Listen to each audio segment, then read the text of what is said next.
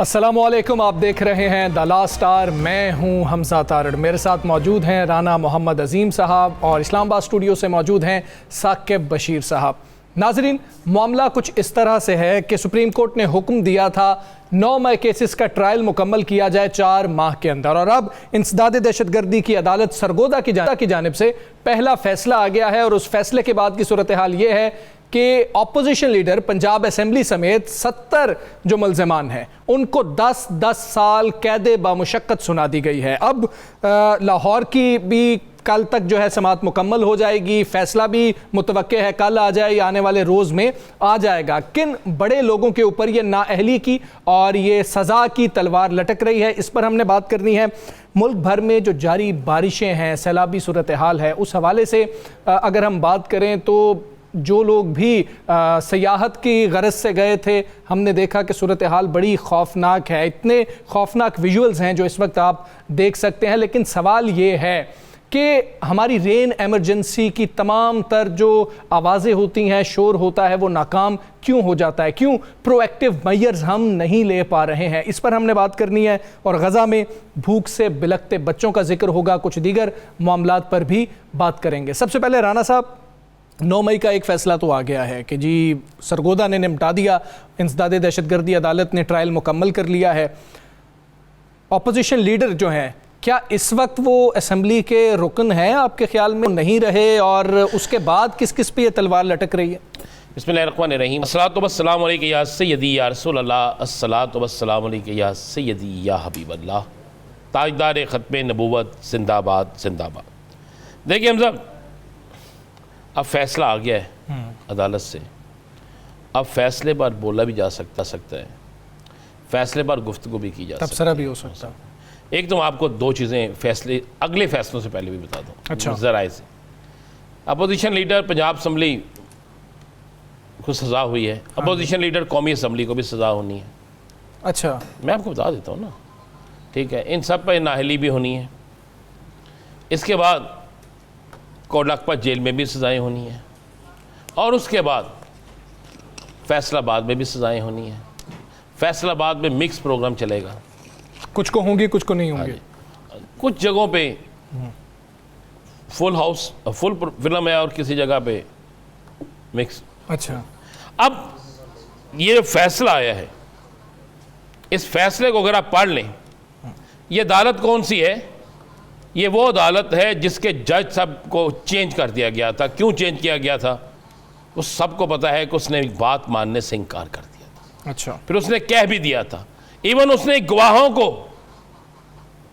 इस बात से मानने से इनकार कर दिया। उसका सवाल यही था कि अगर वहाँ पे एक सवाल हुआ था, उसने यही पूछा था कि एक FIR 3:25 पे मिसाल के तौर पे लाहौर में होती है उन्हीं मुल्ज़िमान पे, फिर 3:20 पे या 5 मिनट बाद या 2 मिनट बाद या 1 मिनट बाद वही FIR मियाँ वाली में भी हो जाती है, वही FIR रावलपिंडी में भी हो जाती है, वैसे ही FIR किसी और जगह भी हो जाती है। उसमें कौन से जिन्नात हैं, जिन्नात को भी पहुंचने में कुछ टाइम लगता है, इतनी जल्दी तो हो नहीं सकता।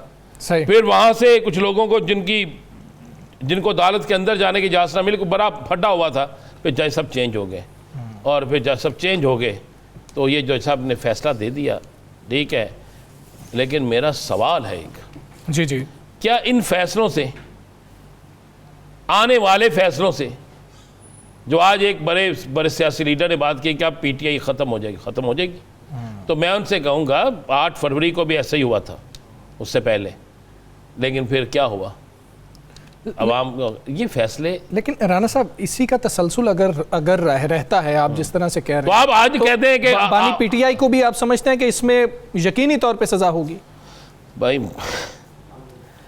बानी PTI को इससे ज़्यादा सज़ा हो जाए, अच्छा, फिर भी कुछ नहीं होगा।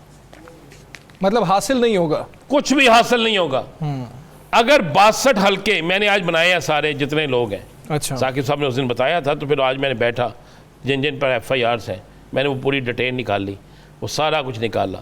62 हल्के बनते हैं जी, हमजा साहब और साकिब साहब, 62 हल्के। ये मैं सिर्फ आपको दे रहा हूँ पंजाब के।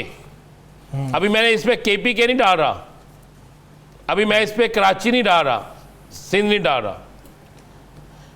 जिस दिन 62 हलकों की नहली पर 62 हलकों में इलेक्शन आप करवाते हैं ना, जी। तो 62 हलकों का इलेक्शन नहीं होता, वो फिर पूरे पाकिस्तान का इलेक्शन जनरल इलेक्शन होता है जी। फिर वो जनरल इलेक्शन होता है। अच्छा। ये जो आज खुशियां मना रहे हैं ना, ये मत भूलें कि ये खुशियां किसी टाइम भी किसी और तरफ जा सकती हैं। मुझे तो आज एक बड़े जुम्मेदार शख्स ने, सियासी शख्सियत ने कहा कि हमने आज अपनी मीटिंग में ये कहा है कि मत खुशियां मनाएं। अच्छा, ये ना हो कि ये सारी खुशियां जो हैं, अक्सर खुशियां हमारे उल्ट चलती हैं। ये हुकूमती शख्स है।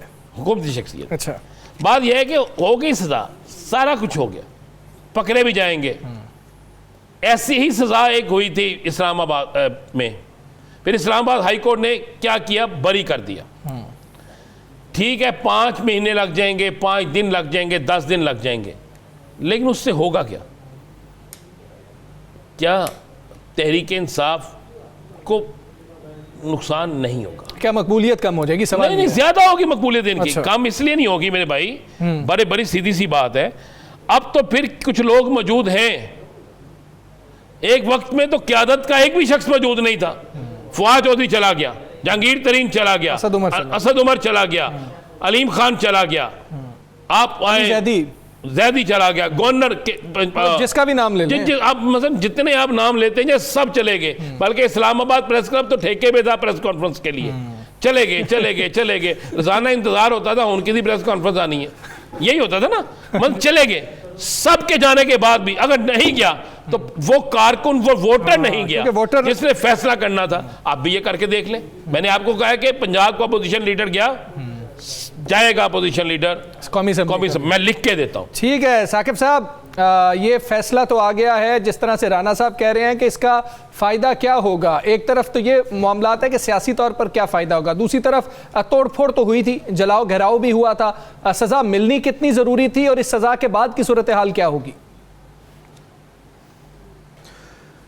जी बिल्कुल हमजा, यही बात है कि तोड़ फोड़ तो हुई थी, वाक़यात हुए थे, वो लाहौर से फैसलाबाद तक या रावलपिंडी तक अगर हम देखें। लेकिन इशू तब आता है कि जब जो अब इस सज़ा को, अगर आज के इस फैसले को देखा जाए तो इसमें 32 मुलज़मान को सज़ाएँ हुई हैं और सबको जो है वो 10-10 साल सज़ा मैक्सिमम जो है हुई है। वैसे उनको जो अगर मैं तफसील आपको थोड़ी सी बताऊं तो उनकी सज़ा 10 सेक्शंस में 50 साल बनती है, लेकिन क्योंकि मैक्सिमम सज़ा जो है वो कंसिडर होती है और सारी सज़ाएं कंकरेंट चलती हैं। मतलब अगर 2 साल भी है, 3 साल भी है, 1 साल भी है, 6 साल भी है, इसी तरह 5 साल भी है, 10-10 साल भी है, तो 10 साल की सज़ा इनको काटनी पड़ेगी। तो मजमूई तौर पर वैसे ये 50 साल बनती है और 33,50,000 रुपये जुर्माना भी इन हर एक मुलज़म को अदा करना पड़ेगा, ये भी है इसमें।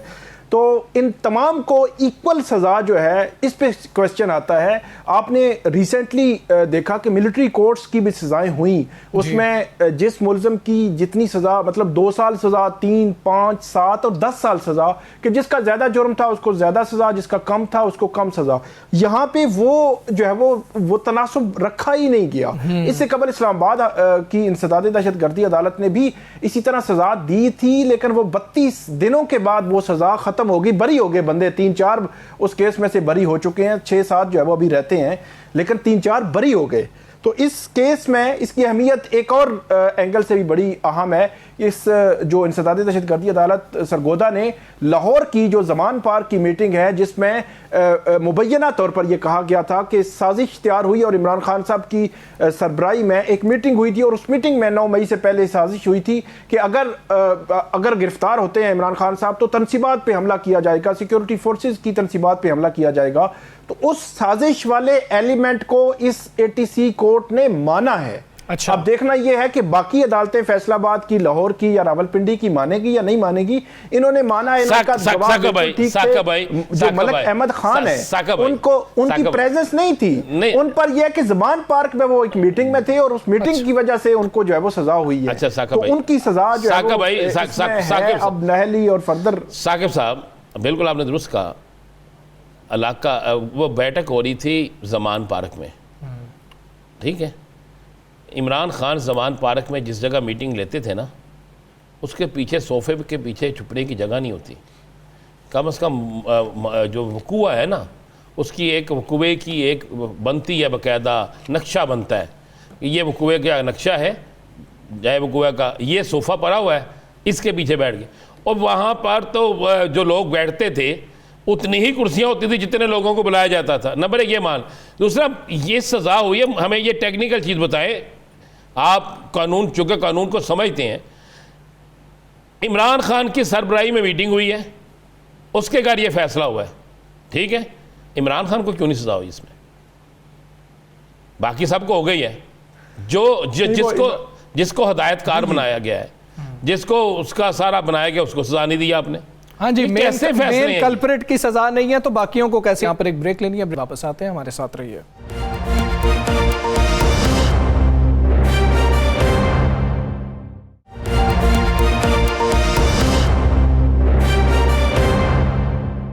वेलकम बैक जी। हम 9 मई के केसेस के हवाले से बात कर रहे हैं। अब जिनको सजाएं हो गई हैं उनके पास ऑप्शंस क्या बची हैं, वो क्या कर सकते हैं, और दूसरा जो अभी तक फैसले नहीं आए हैं उनको भी मुमकिना तौर पर यही समझा जाए कि इससे मिलते जुलते फैसले ही आ रहे होंगे। इस हवाले से हमने बात करनी है। माहिर कानून आबिद जुबैरी साहब हमारे साथ मौजूद हैं। जुबैरी साहब अस्सलाम वालेकुम। बहुत शुक्रिया आपका। सर, ये कहिएगा, अब तो सजाएं हो गई हैं और ट्रायल कोर्ट से हो गई हैं, आप क्या समझते हैं कि ट्रायल के तकाजे पूरे किए गए? और दूसरा ये भी कह दीजिएगा, अब ऑप्शन क्या रह गई है जिनको सजा मिल गई? हाँ, बिस्मिल्लाहिर्रहमानिर्रहीम। देखिए, तकाजे पूरे हुए या ना हुए मुझे इसका इल्म नहीं है, ना आपको भी इल्म होगा, क्योंकि हमने अभी फैसला देखा नहीं, ना उसमें शहादतें जो कलम बंद की गई हैं वो मैंने और आपने किसी ने देखी हैं अभी। तो नेचुरली जब तक हम नहीं देख लें उस पर पूरी तफसीली बात तो नहीं हो सकती। लेकिन उम्मीद यही थी कि इन अदालतों से जो अब 26वीं तरमीम के तहत अब सेटअप हुई भी हैं सारी और नीचे तक जा रही है, और आपको पता है मिलिट्री कोर्ट से उन कुछ 85 लोगों को तो सजा हो ही चुकी है इसी 9 मई के हवाले से। तो उम्मीद यही की जा रही थी कि इन लोगों को भी सजा होगी। देखिए, इसमें कोई शक नहीं कि जिन्होंने कानून हाथ में लिया, कानून तोड़ा, उनको सजा मिलनी चाहिए कानून के हिसाब से, इंसाफ के हिसाब से। लेकिन यहाँ तो आपने जो लग रहा है कि एक पूरी एक मुनज़्ज़म तरीके से एक पार्टी को टारगेट करते हुए आप उनको फारिग कर रहे हैं पॉलिटिकल सिस्टम से, आप उनको निकाल रहे हैं, सबको सजाएं दे रहे हैं। नेचुरली जब इनको सजाएं होंगी तो ये डिस्क्वालिफिकेशन के आर्टिकल 63 भी लगेगा कॉन्स्टिट्यूशन का, और ये अपनी सीटों से भी जो लोग MNAs हैं या MPs हैं वो फारिग हो जाएंगे। तो ये सारा मैं समझता हूँ कि ये देखना पड़ेगा कि इस पे, और नेचुरली इनके पास ऑप्शन यही है कि अब इसको हाई कोर्ट में डिवीजन बेंच में ये चैलेंज होगा। नेचुरली दहशतगर्दी की अदालत से इनको सजाएं हुई हैं तो डिवीजन बेंच में जाएगा केस। सरगोदा वाला केस जो है वो जाएगा लाहौर हाई कोर्ट में, और फैसलाबाद का आपको सुन रहा था मैं, फैसलाबाद के केसेस भी वहीं जाएंगे लाहौर हाई कोर्ट में, इसको चैलेंज किया जाएगा और फिर इवेंचुअली सुप्रीम कोर्ट में आगे देखते हैं। नेचुरली इस हाई कोर्ट में इस पूरी जो शहादत कलमबंद की गई है उसकी तफसील से जायजा लिया जाएगा। लेकिन अब देखना यह है कि क्या इन लोगों को इंसाफ मिलता है या नहीं, क्योंकि मुझे मुश्किल लगता है, क्योंकि जिस तरह से जो अदालतें आजकल जो हाल हो गया है अदालतों का, विद अटमोस्ट रिस्पेक्ट के वो 26वीं तरमीम में है, आप देखें कॉन्स्टिट्यूशनल बेंचेस बन चुकी हैं और अदलिया टोटल अब कंट्रोल कर ली गई है, और डिस्ट्रिक्ट जुडिशरी तो पहले ही कंट्रोल थी। आपने देखा उनके कितने मुतनाज़िर फैसले आए जो बाद में कुछ इस्लामाबाद हाई कोर्ट में 26वीं तरमीम से पहले उनको सेट असाइड किया था। तो अब मुश्किल लगता है, लेकिन एक्चुअली इनके पास ऑप्शन यही है कि उसको हाई कोर्ट में चैलेंज करें। अच्छा जुबैर साहब, दो छोटे से सवाल है मेरे जी। एक तो मुझे ये बताइएगा कि क्या ये जो लोग चैलेंज करेंगे इनकी पहले गिरफ्तारी होना ज़रूरी है फिर ये चैलेंज कर सकते हैं, या विदाउट गिरफ्तारी भी ये चैलेंज कर सकते हैं? नहीं, देखिए दूसरा सवाल मेरा ले लें जी, ताकि दोनों के जवाब आसानी से आप दे सकें। जी बहुत हर मुकदमे में यह कहा जाता है कि ये प्लानिंग बनी थी इमरान खान के घर, और सोफे के पीछे बंदा कभी सोफे के नीचे छुपा होता है, कभी सोफे के पीछे छुपा होता है, ठीक है, और उसने वो सारी चीज़ सुनी। अब आप समझते हैं इसमें गवाह, सरकारी गवाह है, इसमें कानून इसमें क्या कहते हैं, और क्या इसमें इमरान खान को भी सजा होनी चाहिए थी अगर उनके घर में प्लानिंग हुई है? तो देखिए, ये सारी जो कड़ियां हैं इस जंजीर की वो इसीलिए मिलती जा रही है कि इनको सजा इमरान खान को ही देनी है 9 मई के केस में, कि वही इसके मास्टरमाइंड थे, वही इन्होंने ही करवाया है। ये यास्मीन राशिद और उनके जो भी लीडरान हैं, वो खातून, बड़ी बहादुर खातून है, अल्लाह उनको सेहत दे, तो इन सबको, और खुशा महमूद कुरैशी साहब वगैरह सबको इनको सजाएं दिलवानी है अदालतों से, इनको फारिग करना है सिस्टम से। तो यही इनकी प्लानिंग है और ये इसी पे कारबंद है। देखिए जिस तरह से ये सारा केस चला है, जो आपने फरमाया कि इसके पीछे से, अब मुझे बताया गया है, मैंने किसी और प्रोग्राम में था कि 50 गवाह उसमें आए, मैं कहता हूँ 100 गवाह भी आए, लेकिन ये देखना पड़ेगा कि क्या जिरह किस तरह की जिरह हुई उन पे, क्या वो प्रोसिक्यूशन अपना केस साबित कर सके। कोई बारे सबूत तो प्रोसिक्यूशन पे होता है कि स्टैंडर्ड ये होता है कि बियॉन्ड ऑल रीजनेबल डाउट इस आदमी ने जुर्म किया है जिसकी सजा होनी चाहिए, क्या उसकी उसमें इंटेंशन थी। क्योंकि देखिए जो क्रिमिनल केस होता है उसमें दो चीजें होती हैं कि उस आदमी ने वो एक्ट किया हो या एक्सेसरी टू द क्राइम हो, या एंड विद द इंटेंशन, यानी उसकी उसमें इंटेंशन हो कि वो ये जुर्म करे। तो उस पे फिर दोनों, जब ये दोनों चीजें मिलती हैं तो आदमी को सजा होती है। तो अब ये देखना पड़ेगा कि ये बारे सबूत क्या प्रोसिक्यूशन ने डिस्चार्ज किया अपना इसको या नहीं किया, ये तो एविडेंस पढ़ने के बाद ही देखा जाएगा और ये हाई कोर्ट इसको रिव्यू करेगी। लेकिन मैं आपसे कह रहा हूं कि यहाँ पाकिस्तान में विद अटमोस्ट रिस्पेक्ट अब जुडिशरी के इससे उम्मीद लगाना, और जो high court even supreme court का जो हाल हो गया है, तो मैं बड़ा अफसोस के साथ कहना चाहिए कि जी अब तो ये 26वीं तरमीम जब तक रहेगी हमारे कानून का हिस्सा, आइन का हिस्सा, तो हमें कोई उम्मीद नहीं रखनी चाहिए। जी साकिब साहब। ज़ुबैरी साहब ये बताइएगा, एक राना साहब का सवाल था, उससे मेरी जो राय है वो ये है कि सरेंडर करना पड़ेगा, क्योंकि आज जितने 32 मुल्ज़मान उनको सज़ाएं हुई हैं तो तमाम में से कोई भी गिरफ्तार नहीं हुआ, और बताया ये गया है कि वहाँ से वो हाज़िरी लगा के पहले ही जा चुके थे जब फैसला सुनाया गया। तो अब या तो उनकी पुलिस गिरफ्तारी करेगी या उनको सरेंडर करना पड़ेगा अपील दायर करने, वगरना अपील पर जो है वो ऑब्जेक्शन आ जाएगा। मेरा सवाल ये है ज़ुबैरी साहब कि इमरान खान साहब या उनकी जो लीडरशिप है पीटीआई की, इस 9 मई के सारे केसेस में 2 किस्म की मीटिंग्स का हवाला दिया जा रहा है, एक चक्री इंटरचेंज की और एक ज़मान पार्क जो है वो ज़मान पार्क की, और दोनों में एक चक्री में एक पुलिस एहलकार और ज़मान पार्क में 2 मुबैना तौर पर पुलिस एहलकार वो बताते हैं कि हम उस मीटिंग में बैठे हुए थे पीटीआई के कारकुन बन के और हमने सारी साजिश जो है वो सुन ली। अब फैसलाबाद के केसेस, सरगोदा, रावलपिंडी और लाहौर, चारों जगहों के केसेस जो है कनेक्ट कर रहे हैं आपस में कि साजिश तैयार हुई।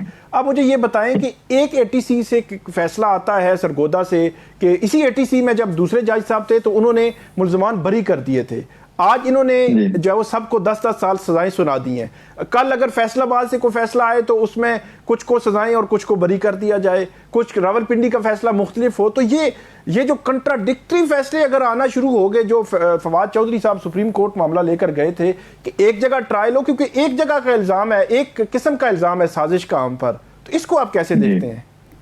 देखिए बिल्कुल आपने वजह फरमाई। पहले तो बस पे कर दूं कि सरेंडर इनको करना पड़ेगा अपील फाइल दायर करने के लिए। लेकिन आप देखें बेल में उमूमन ये होता है कि अगर वो प्री अरेस्ट बेल रिजेक्ट होती है, बंदा चला जाता है, वो हाई कोर्ट पहुंच जाता है और वहाँ बेल लेने की कोशिश करता है। लेकिन क्योंकि अब इनको सजा हो गई है, अब ये मुल्जिम से मुजरिम बन गए हैं, 10-10 साल की इनको सजाएं हुई हैं, तो इनको सरेंडर करना पड़ेगा अपील के लिए। तो ये तो पहली बात हुई। दूसरी बात ये देखिए, ये जो प्रोसिक्यूशन, जो अगर पुलिस की विटनेस जो 2 उसकी विटनेस होती है, लेकिन ये देखिए हेयर से एक होता है कि मैंने एक बात सुनी, मैं वहाँ मौजूद था। पहले तो बात आप क्यों मौजूद थे, किस कैपेसिटी में मौजूद थे, फिर आपकी क्या आपकी वेरासिटी क्या है, मुझे नहीं पता। उस पर उन पर जिरह कैसी की गई इनके वकीलों ने कि जी आपका क्या स्टेटस था, आपने किस तरह उस बात को बिलीव करना कि पुलिस एहलकार ने सुना कि साजिश तैयार हुई ज़मान पार्क में या कहीं और उनको अगर यही उसकी बेसिस है इन लोगों को सजाएं देने की, तो ये बिल्कुल वीक एविडेंस है। इस पे मैं समझता हूं कि अपील में इसको सेट असाइड होना चाहिए। आपने खुद ही फरमाया कि सरगोदा में पहले अगर यही शहादतें उस पर लोगों को छोड़ दिया गया, तो इनको क्यों सजा दी गई?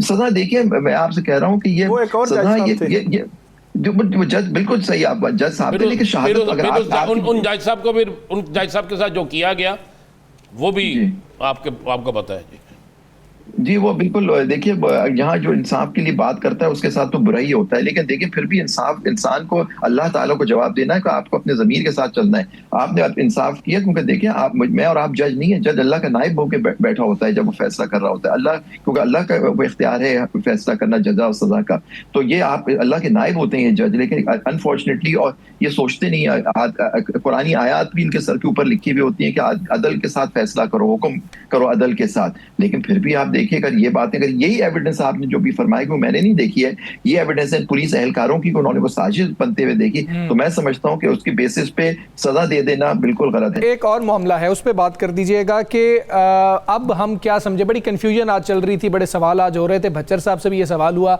अब वो मेंबर असेंबली हैं सजा के बाद या नहीं है, नाअहल हो चुके हैं या नहीं है, अभी नाअहल हुए। दूसरा, अगर वो नाअहल हो चुके हैं और वो जाते हैं हाई कोर्ट में, वहां पर फैसला सेट असाइड हो जाता है, उतनी देर तक उस सीट के ऊपर इलेक्शन हो गया होता है, फिर क्या होगा?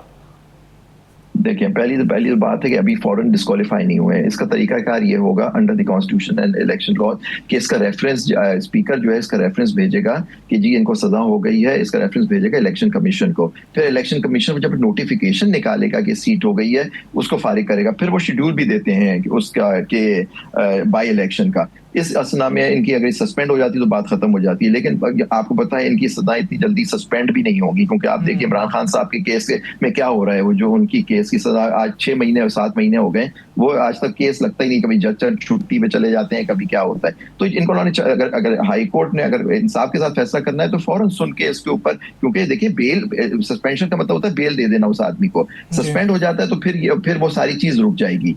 लेकिन क्योंकि सजा हो गई है, अंडर आर्टिकल 63 अगर सजा हो जाती है तो आप डिस्क्वालीफाई होते हैं, लेकिन उसका एक प्रोसेस होता है, उसके अंदर से आपको गुजरना होता है, उसके चीजें करके फिर वो आदमी, जब तक नोटिफिकेशन नहीं निकलता आपकी डी सीट नहीं होती।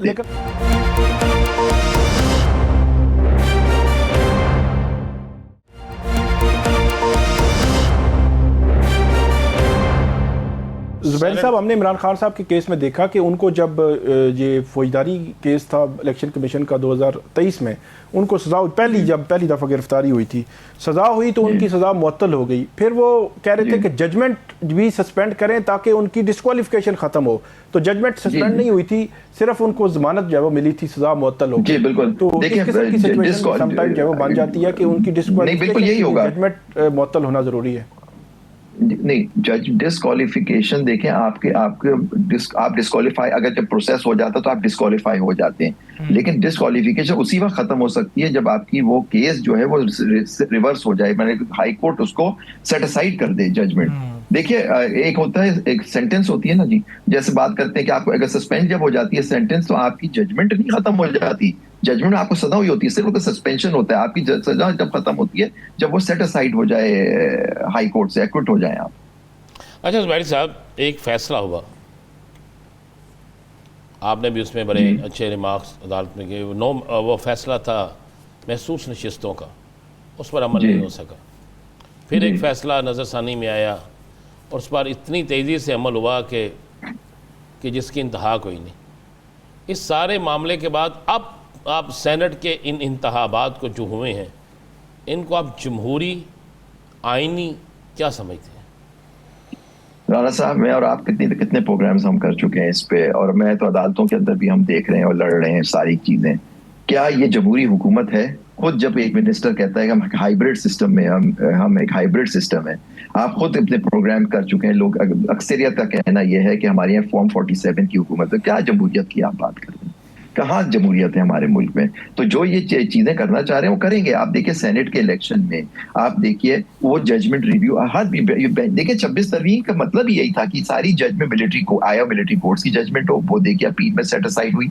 ये मखसूस नशिस्तों की सीट रिव्यू में चेंज हो। रिव्यू जो होता है, पहले 2 जजों ने उसको फारिग कर दिया था, वो जजमेंट इंप्लीमेंट नहीं हुई, लेकिन उसका रिव्यू हो गया, और वो रिव्यू के ऊपर जो जजमेंट है वो फौरन इंप्लीमेंट हो गई, क्योंकि हुक्म था, क्योंकि जो हाइब्रिड सिस्टम का हुक्म था कि जी उसको इंप्लीमेंट नहीं करना। आपने इलेक्शन वाले केसों में भी देखा, यहाँ उनको हुक्म था कि इसको इंप्लीमेंट करना है फौरन, क्योंकि आप पता है इलेक्शन कमीशन तो माशाल्लाह उनके उस पे चल रहा है इशारों पे। जिस तरह से आईन और कानून को इन्होंने तोड़ा है पिछले 2 सालों में, उसकी तो कहीं मिसाल भी नहीं मिलती। लेकिन कौन है पूछने वाला? उनको तो रखा हुआ, इसलिए 200 article, section 215 article, supreme court का भी उन्होंने आर्टिकल अमेंड कर दिया कि जब तक नए लोग नहीं आएंगे ये कंटिन्यू करेंगे, तो नए लोग तो आएंगे ही नहीं कभी। तो यही चलता रहेगा इनका इलेक्शन कमीशन। बड़े खुश हैं ये इसके साथ, क्योंकि वो तो इनके ताबे जो कर रहे हैं। तो आप देखिए जो जजमेंट जो फैसला है वो नहीं हुआ, लेकिन उसका रिव्यू फौरन सेट असाइड हो गया, मतलब उसमें उसको और मकसूद देखिए बात ये थी, और आपने उसकी बंडरबाट भी कर दी, उस मखसूस नशिस्तें दे दी, आपने वो नशिस्तें उन लोगों को दी। फिर आपने देखा कि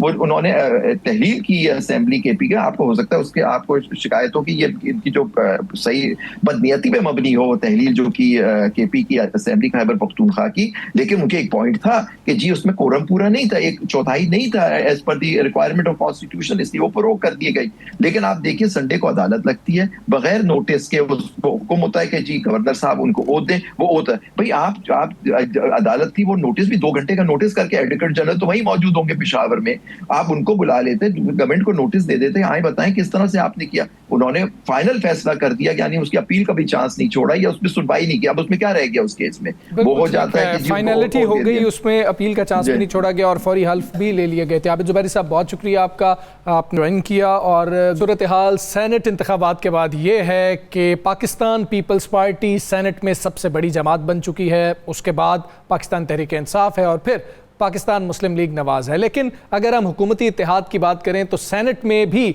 2/3 अक्सरियत वो हासिल कर चुके हैं। और ये 2/3 अक्सरियत के बाद जो सबसे ज़्यादा बात हो रही है वो तरमीम के हवाले से ही हो रही है कि क्या कोई 27वीं तरमीम, कोई नई तरमीम भी आने वाली है या नहीं। दूसरी बात यह भी अहम है कि जिस तरह से मिलकर ऑपोजिशन और गवर्नमेंट ने सेनेट का इलेक्शन लड़ा है, जो चीज़ें पहले से ही तय पा गई थी, क्या खैबर पख्तूनख्वा में यह मामला ऐसे ही चलता रहेगा या फिर अब फिर से जो मुत्तहिदा ऑपोजिशन खैबर पख्तूनख्वा में है वो ऑपोजिशन का किरदार ही अदा करेगी। इसी पर बात करेंगे। पाकिस्तान पीपल्स पार्टी के रहनुमा कादिर खान मंदोखेल साहब हमारे साथ मौजूद हैं। मंदोखेल साहब बहुत शुक्रिया आपका। सर सबसे पहले तो ये कह दें कि मुबारक हो आपको, 2/3 अक्सरियत जो हुकूमती इत्तेहाद है उसको सेनेट में भी मिल चुका है।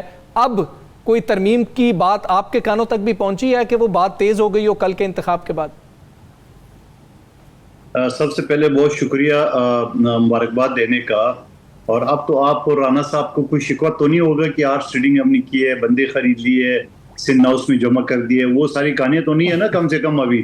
लेकिन सवाल ये कि आप मुझे बता दें कि गंडापुर साहब या पीटीआई जो पीपल्स पार्टी, नून लीग और मौलाना साहब को गंदी गंदी गालियां देते थे, आज क्या बात हो गई है कि पीपल्स पार्टी, नून लीग और मौलाना के जो ना घुटने पड़ गए गंडापुर, और एक तरफ गालियां धमकियां और दूसरी तरफ बंद कमरों में खाने और चाय और मुफाहमत और बकौले मीडिया के बंदरबाट, ये क्या चीज था? अच्छा, इस पे मैं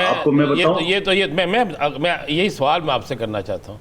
जिस तरह गंडापुर ये सारा कुछ करते थे, मौलाना साहब और आपके कुंडी साहब और मुस्लिम लीग नून वाले फूलों के हार लेके नहीं जाते थे।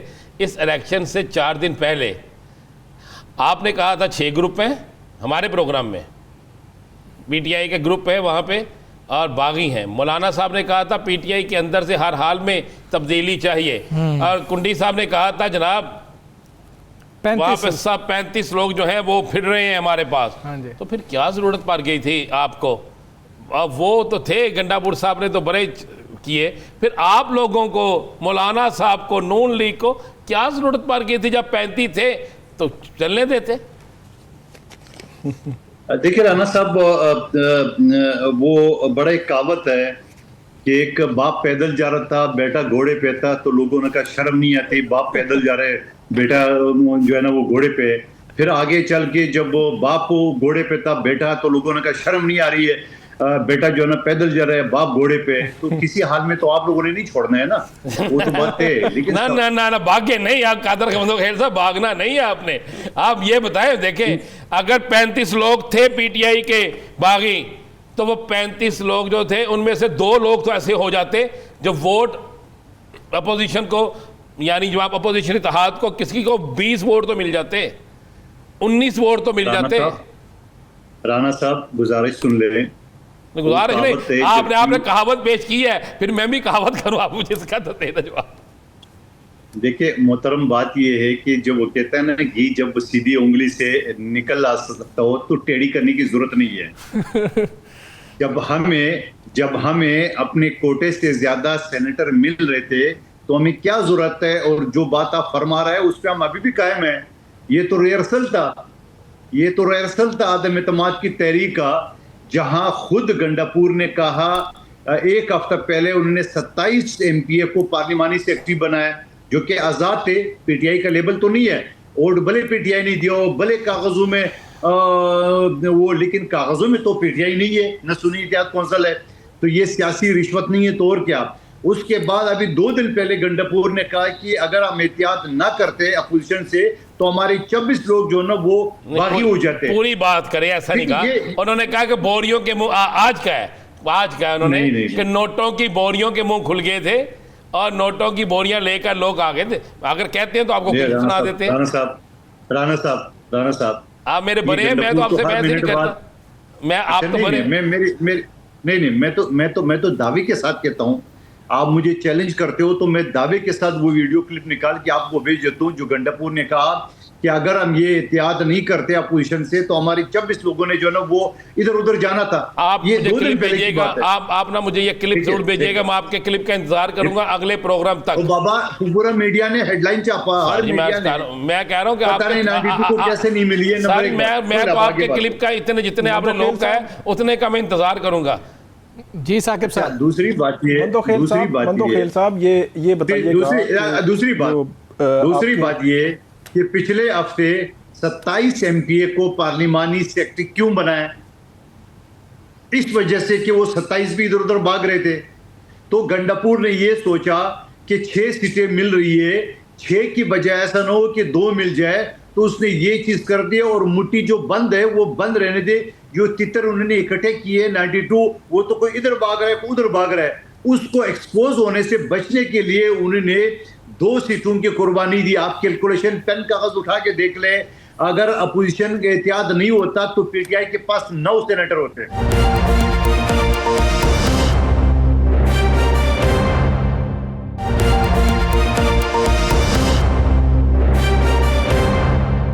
अपोजिशन ने क्यों इत्तेहाद किया, मैं यही चाहता हूं जानना। जब अपोजिशन को पता है कि बंदा ही बड़ा गलत है वजीर आला, जब अपोजिशन को पता है कि हम सब कुछ कर सकते हैं, तो फिर टेलर क्यों? यहाँ पे आप 11 की 11 सीटें ले जाते, 9 सीटें ले जाते, देखिए क्यों किया? देखिए आज ये घाटे का सौदा क्यों किया? इस वजह से घाटे का सौदा नहीं है, अभी भी है, हम अभी भी फायदे में हैं, लेकिन जो आप सोच रहे हो वो चीज अभी बाकी है। कम से कम जो हम ये दावे करते थे कि पीटीआई में 5 ग्रुप है, 6 ग्रुप है, अब तो कोई 7वां 8वां ग्रुप भी निकल आया ना ये इरफान सलीम की शक्ल में। ये तो हमने गिना भी नहीं था। अलीमा बीबी, बुशरा बीबी, असद के असर, आतिफ खान, गंडापुर, ये इसको तो मैंने गिने भी नहीं है। और वो जो जेल में बैठे हुए वो बेचारे तो अलग अलग। कादर भाई चूंकि आप पर्सनल पे हो जाते हैं, मैं बात नहीं करता, नहीं मैं कहूँ रजा रबानी, इत्तेजाज, एहसन, मैं फिर इस तरह गिनाना शुरू करूं तो फिर इस तरह अलहदा बोली बोलने वाले पीपल्स पार्टी में भी बहुत है, मुस्लिम लीग नून में भी बहुत है। हम यहाँ पे प्रोग्राम कर रहे हैं, हम प्रोग्राम की बात करते हैं। कादर भाई आपने हमारे प्रोग्राम में कहा था कि हम मुस्लिम लीग नून को छोड़ रहे हैं, हम फैसला कर चुके हैं। नहीं छोड़ा। आपने हमारे प्रोग्राम में कहा था, मैं अगले प्रोग्राम में क्लिप लाऊंगा, कि अगर 6 सीटें पंजाब से तहरीक इंसाफ जीत जाए, जब 20 में इलेक्शन था, तो फिर बात कीजिएगा।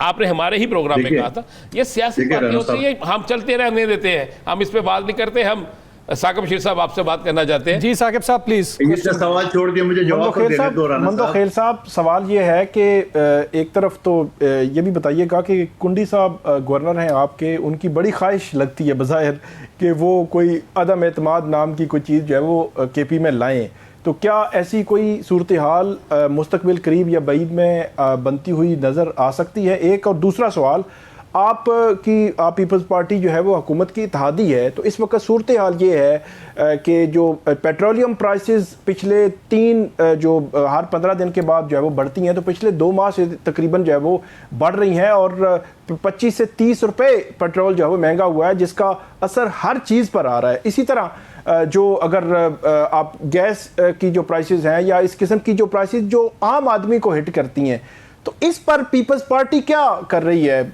अल्टीमेटली पीपल्स पार्टी ने भी कल अवाम के पास जाना है, तो पीपल्स पार्टी अपना क्या किरदार अदा कर रही है? देखिए, बिल्कुल आपने दुरुस्त फरमाया कि वज़ीर आज़म ने काबीना से खिताब करते हुए झूठ बोला कौम के सामने। मैंने लाइव प्रोग्राम देखा था, उसकी खिताब जो उन्होंने कहा कि हम पेट्रोल सस्ता कर रहे हैं, ये 9 बजे की रात का टाइम था।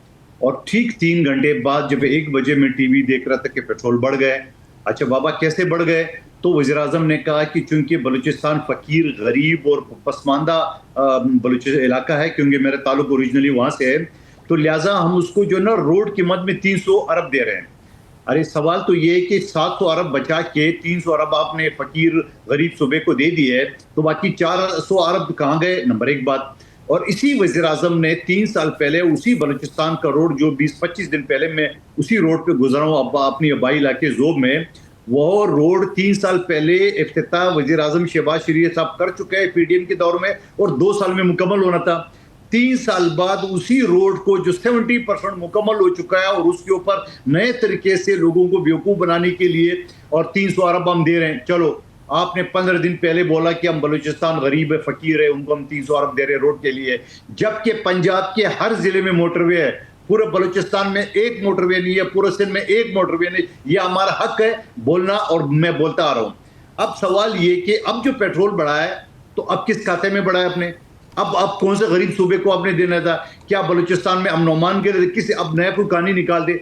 मैं तो बोलता रहता हूँ, देखो मैं अपने इसी की बात कर रहा हूँ, मेरी पार्टी की जो पॉलिसी है, जो मेरी पार्टी की तर्जुमान है, वो ऑफिशियल है। मैं एक अदना सा रुकूं, मैं पिछले असम्बली के फ्लोर पे भी चीखता था, आज भी चीख रहा हूँ, आज भी बात कर रहा हूँ। जो मुझे अच्छा लगता है मैं अच्छा कहता हूँ, जो मुझे बुरा लगता है मैं बुरा कहूंगा। कादर खान मंदोखेर साहब, हम आपकी बात में कदर करते हैं, हम कदर करते हैं कि आप बड़ी खुल के बात करते हैं, इस बात की हम कदर करते हैं जो आपकी हमेशा।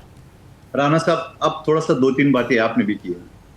आपने कहा कि हमने फैसला कर दिया मुस्लिम लीग नून से अलग होने के लिए। मोहतरम, ऐसा नहीं कहा मैंने। ये कहा कि मेरी जाती अगर राय देख लें, मैं तो चाहता हूँ आपके प्रोग्राम खत्म होने से पहले मुस्लिम लीग नून से पीपल्स पार्टी अलग हो जाए। देखिए थोड़ा क्लिप निकाल के देखे, मैं बोलता हूँ वकील आदमी हूँ, सोच समझ के बोलता हूँ, ये आपके हो सकता है कोई सुनने में गलती हुई है। मैं ये नहीं कहता हूँ फैसला हमने किया है, मैंने कहा मेरे जाती फैसला है। वो क्लिप आप उठा के देख। नंबर 1 बात। दूसरी बात आपने जो की है साकिब बशीर साहब ने कि आदम एतमाद की तहरीक, हाँ बिल्कुल, सेनेट का इलेक्शन केपी में ये आदम एतमाद, ये रिहर्सल था, और रिहर्सल में जो बात हम हफ्ता 10 दिन पहले करते थे, आप लोग नहीं मानते थे कि बाबा इनमें 3 ग्रुप है, 6 ग्रुप है, 7 ग्रुप है, आप लोग नहीं मानते थे। तो ये जो दूसरा जो सलीम ग्रुप है, क्या नाम है, साकिब सलीम, क्या नाम है उसको पूरा नाम बार बार भूल जाता हूँ, ये जो नया ग्रुप निकला है पेशावर का, जो खुरम जीशान की शक्ल में, ये ग्रुप तो हमने गिने भी नहीं है। और भाईजान वो एमपीए नहीं है, वो एमपीए नहीं है। हम तो आप तो देखिए फिर वही बात, क्या वो एमपीए है? वो कवरिंग कैंडिडेट, वो कवरिंग कैंडिडेट था। अगर ग्रुप होते हैं असेंबली के अंदर, पार्टियों में, आप हम का बात कर रहे कि केपी के असेंबली के अंदर ग्रुप की आपने बात की थी ना, तो देखिए दोबारा सुन ले। ग्रुप का मतलब ये नहीं होता है जो बंदा एमपी होता है तो ग्रुप होता है। तो आतिफ खान तो एमपीए तो नहीं है, वो तो एमएनए है। असद कैसर एमपीए तो नहीं है, वो तो एमएनए है। तुम हम जो एक आलिमा बीबी जो ना एमपीए थे, एमएनए है। बुशरा बीबी ने एमपीए ने एमएनए है। इसी तरह ये जो पेशावर का सदर है, ये पूरा खैबर पख्तूनख्वा का सबसे बड़े शहर का जहां से एहतजाज निकला है, जहां गवर्नर वज़ीर से उसका सदर है ये सलीम साहब जो है ना। तो ये ग्रुप नहीं कहूंगा तो क्या कहूंगा। सब उन्होंने यहां तक धमकी दी है कि अगर ये इलेक्शन हुआ तो हम घेराव करेंगे असेंबली में, किसी को जाने आने नहीं देंगे।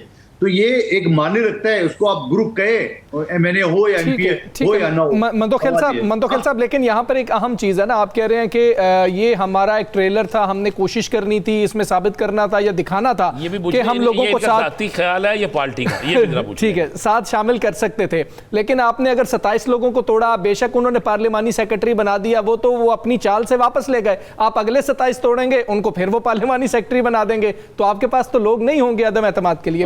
और ये सवाल का जवाब आपने देना, जाती से या पीपल्स पार्टी चेंज कर रही है या जाती हैसियत का आपका ख्याल है, ये भी बताइएगा जरा। देखिए मैं एक चीज बताऊं आपको, मेरे जो आपके सामने में पार्टी का तर्जुमा नहीं हुआ का ना सरुकन हूं, लेकिन जब मेरे सूबे का गवर्नर ये बात कर रहा है तो ये पार्टी की बात हुई है। ठीक है, इसको हम डिनाई नहीं कर सकते कि ये पार्टी का नहीं है, क्योंकि गवर्नर जब ये बात कर रहे हैं मीडिया पे, तो मैं उसी की बात को फॉलो करते हुए ये कहूंगा कि ये पार्टी पॉलिसी है जब गवर्नर जिम्मेदार पोस्ट पे बैठा हुआ है। नंबर 1 बात। दूसरी बात ये कि 92 आजाद लोग है, 91 एक तो वज़ीर आला खुद है, तो अगर वो 91 के 91 को काबीना में ले ले तो चलो ठीक है, फायदा तो करा दिया हम लोगों को, लेकिन फिर भी लोग खुश नहीं होंगे। फिर मैं बताऊं कि ये जो तितर वितर जो इकट्ठे करके रहे, ये इकट्ठे नहीं रख सकेंगे। आज भी अगर आप गैलप सर्वे देख ले, वहां जाके रेशो देख ले, वहां लोगों की तासरात देख ले। गैलप सर्वे की बात करूं, कादर खान मुंदखिल की बात नहीं कर रहा हूं। सवाल ये है कि ये कब तक इनको जोड़े रखे, क्योंकि पुख्तनख्वा की आवाम, ठीक है, सवाल ये है कि कब तक इनको जोड़े रखेंगे, क्योंकि गैलप सर्वे का भी आप हवाला दे रहे हैं कि अवाम ने उस हवाले से कहा था कि बहुत सारे मसाइल हैं, लोगों को नौजवानों को लाइब्रेरी नहीं मिल रही है, सब बातें ठीक थी। मुंदखिल साहब बहुत शुक्रिया आपका शो माइन करने के लिए, इजाज़त दीजिए, अल्लाह हाफिज़।